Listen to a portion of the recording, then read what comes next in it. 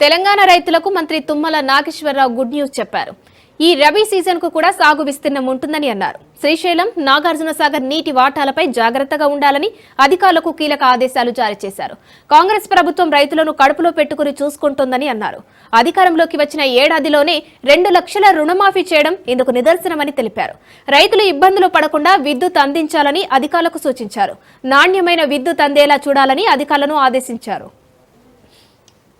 పంటలకు ఏ ఇబ్బంది కాకుండా అటు సాగునీటికి కావచ్చు, అవసరమైతే విద్యుత్ శక్తి కూడా మనం వాడుకునేటట్టుగా ఆ రంజు ప్రాజెక్టుల యొక్క నీటి నిర్వహణ ఉండాలి. కాబట్టి ప్రభుత్వ పరంగా మనం మనసు పెట్టాలని చెప్పాను.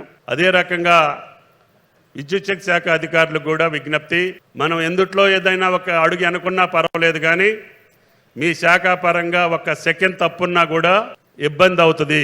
కాబట్టి దయచేసి అధికారులు ఇప్పటి నుంచి అప్రమత్తంగా ఉండాలి.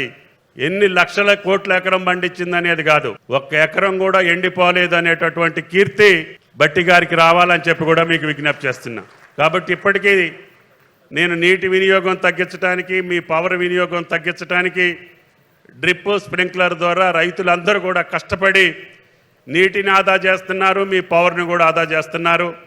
దేశంలో అందరికంటే ఎక్కువ పంట పండిస్తున్నాం. ఈరోజు అన్ని రికార్డు స్థాయిలో పంటలు.